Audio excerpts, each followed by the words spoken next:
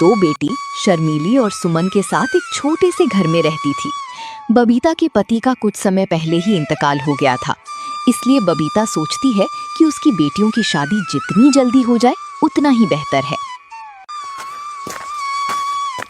मुंशी जी, मैंने आपसे कितनी बार कहा है कोई रिश्ता देखकर बताओ लड़की के लिए।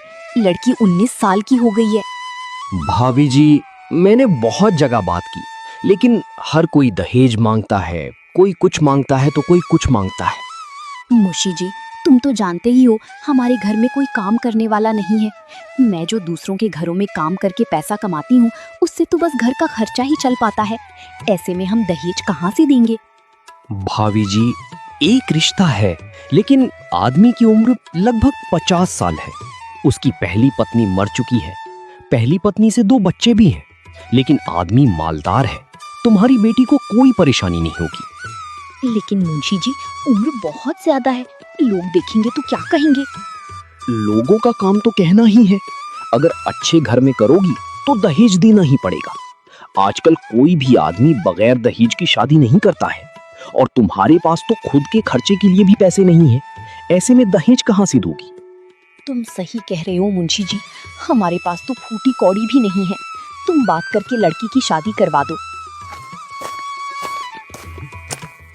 कुछ ही दिनों में शर्मीली का विवाह हो गया। जिस आदमी से विवाह हुआ था उसका नाम था अशोक। अशोक एक सरकारी कर्मचारी था।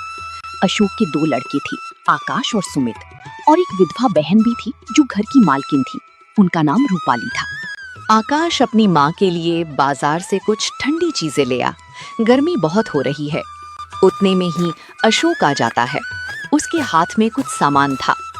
अशोक शर्मीली को खुश रखने के लिए कोई ना कोई तोहफे रोज लाया करता, लेकिन शर्मीली को ना जाने क्यों अशोक के पास बैठना और हंसने बोलने में भी संकोच होता था। इसका कारण ये था कि अब तक ऐसा ही एक आदमी उसका पिता था, जिसके सामने सिर झुकाकर देह चुराकर निकलती थी। अब उनकी अवस्था का एक आदमी उसका पति था। वो उसे प्रेम की वस्तु नहीं, सम्मान की वस्तु समझती थी। उनसे भागती फिरती थी। अशोक के सामने आते हुए शर्माती थी। अरे भाग्यवान, तुम मुझे देखकर ऐसे भागती हो जैसे मैं कोई खौफनाक जानवर हूं। अरे मैं तुम्हारा पति हूं। अगर तुम ऐसे ही शर्माती रही तो घर कैसे चलेगा? तुम अब इस घर की मालकिन हो, जो मन में आए वो करो। अशोक अपनी बहन रूपाली को बुलाता है और उससे घर की चाबी लेकर शर्मीली को घर की खजांची बना देता है। रूपाली, अब से तुम कुछ भी काम नहीं करोगी। जिस भी चीज की जरूरत हो शर्मीली को बोल दिया करो। और शर्मीली, तुम रूपाली का ध्यान रखना। बेचारी सारा दिन परेशान सी रहती है।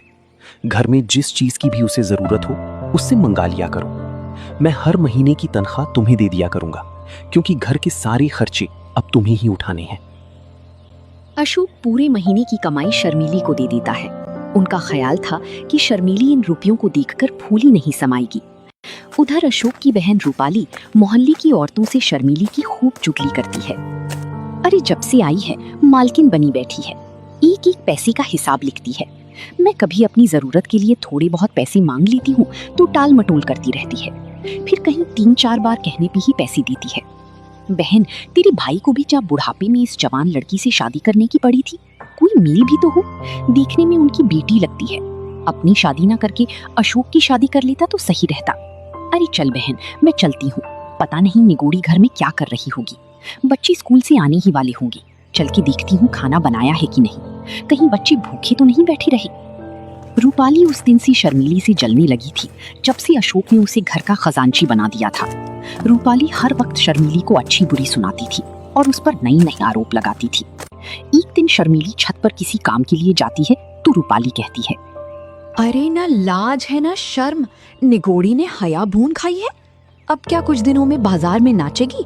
लोग देखेंगे तो क्या कहेंगे कि कल परसों की बहू छत पर चढ़ी डोल रही है। अरे अपने घर को सीखा था या नहीं? दीदी, मैं कपड़े लेने गई थी। आंधी बहुत तेज आ रही थी, कपड़े कहीं उड़ ना जाएं, इसलिए मैं चली गई थी। अरे मुझे बुला लेती, मैं क्या मर गई थी? लेकिन तू मुझे क्यों बुलाएगी? तुझे तो दूसरों से नैन लड़ाने हैं। घर का सारा काम यूं ही पड़ा है। बच्चे स्कूल से आने ही वाले होंगे, उनके लिए खाना पकाया है कि नहीं? सुबह से कपड़े ही धो रही थी, बस अभी फारिग